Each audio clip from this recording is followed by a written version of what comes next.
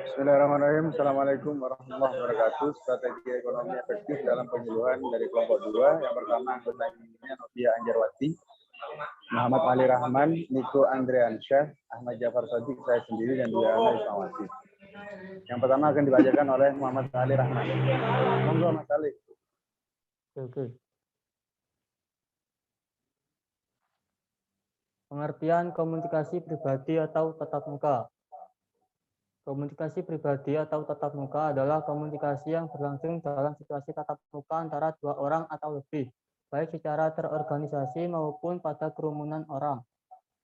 Penyampaian materi secara langsung dapat diterima dan diaplikasikan oleh anggota kelompok tani dengan efektif dan efisien. Selain itu, penyampaian materi secara langsung juga agar tidak terjadi kesalahpahaman dalam berkomunikasi.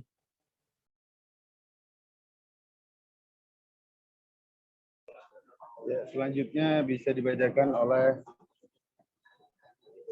Mbak Novia Anjarwati. Monggo, silakan.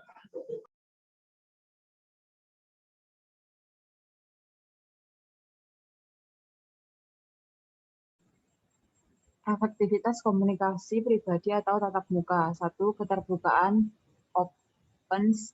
Kualitas keterbukaan mengacu pada sedikitnya 3 aspek dari komunikasi antar pribadi. Pertama, komunikator interpersonal yang efektif harus terbuka kepada orang yang diajaknya berinteraksi.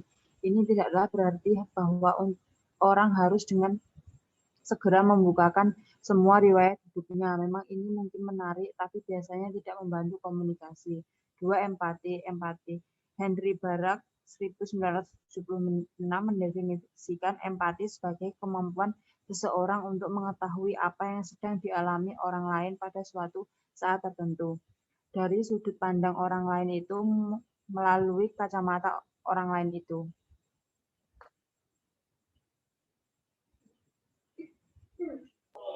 Ya, terima kasih Mbak Novia. Ya. Yang selanjutnya bisa dibacakan oleh Mbak Dwi Ana. Silakan Mbak Dwi Ana.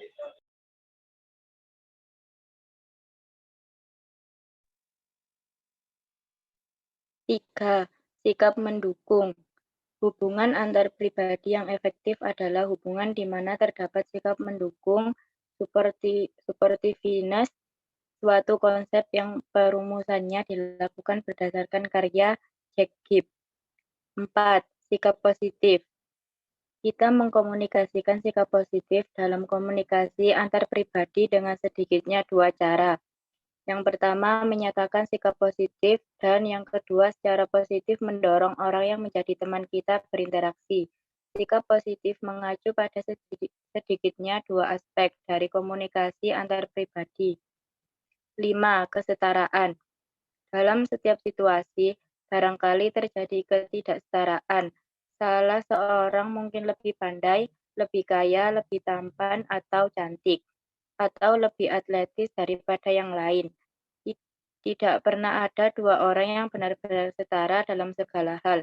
Terlepas dari ketidaksetaraan ini, komunikasi antar pribadi akan lebih efektif bila suasananya setara.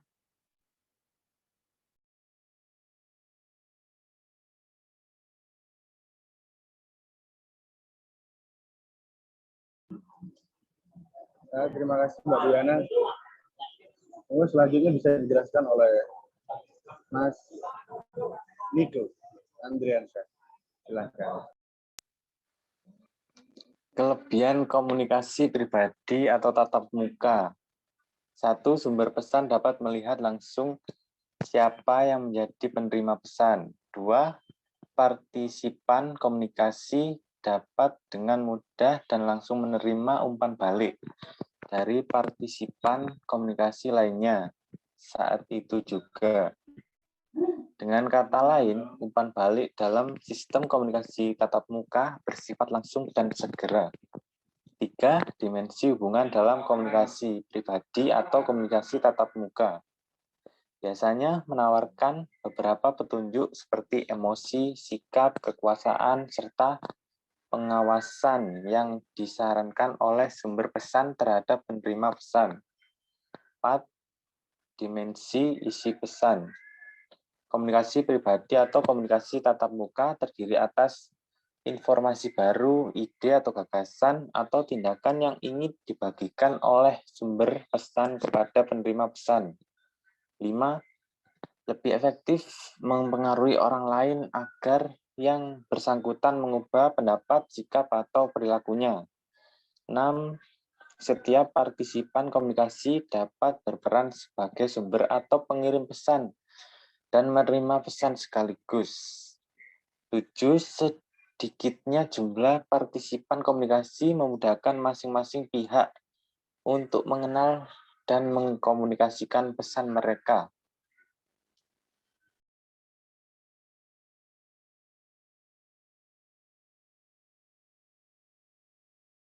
Nah, selanjutnya terima kasih sebelumnya Mas Niko.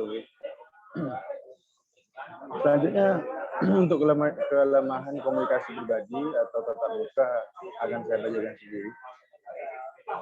Yang pertama, sumber hanya menyampaikan pesan kepada lawan bicara yang berjumlah 1 orang.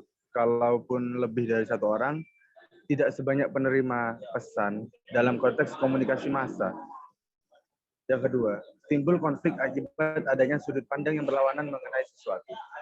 Jadi ketika kita berkomunikasi tatap muka, lebih akibat adanya sudut pandang konflik yang terjadi itu lebih prosentasenya lebih banyak untuk terjadi konflik jika kita tatap muka. Yang ketiga, menimbulkan kesalahpahaman karena dipengaruhi oleh latar belakang budaya yang berbeda dan lain sebagainya. Jangankan di pribadi atau komunikasi tatap muka, kita nggak tatap muka pun peluang terjadinya kesalahpahaman itu masih banyak, apalagi saat langsung berhadapan tatap muka. Yang keempat, orang dapat dengan mudah mengetahui siapa yang menjadi lawan bicaranya karena proses komunikasi pribadi berlangsung secara tatap muka. Yang kelima, sedikitnya peluang untuk bertemu dengan seseorang yang memiliki kesamaan minat dan lain sebagainya. Jadi karena kita berkomunikasi dengan orang lain dengan tatap muka, jadi nggak bisa pilih, oh ini koridornya yang suka, contoh yang suka wibu, yang suka anime, yang suka basket, yang suka ini, jadi beda-beda. Nggak bisa kita, peluang untuk bertemu dengan orang yang memiliki kesamaan minat itu jadi lebih tipis. Yang keenam, informasi yang disampaikan tidak akurat. Hal ini disebabkan adanya hambatan-hambatan komunikasi yang timbul. Misalnya partisipan komunikasi kurang mengingat dengan jelas informasi yang hendak disampaikan kepada pihak ketiga. Jadi entah itu informannya lupa atau nggak terlalu ingat apa yang mau disampaikan, jadi informasi yang didapatkan dalam komunikasi tatap muka mendapatkan hambatan-hambatan tersebut. Jadi informasinya tidak cukup akurat. Lanjut slide-nya.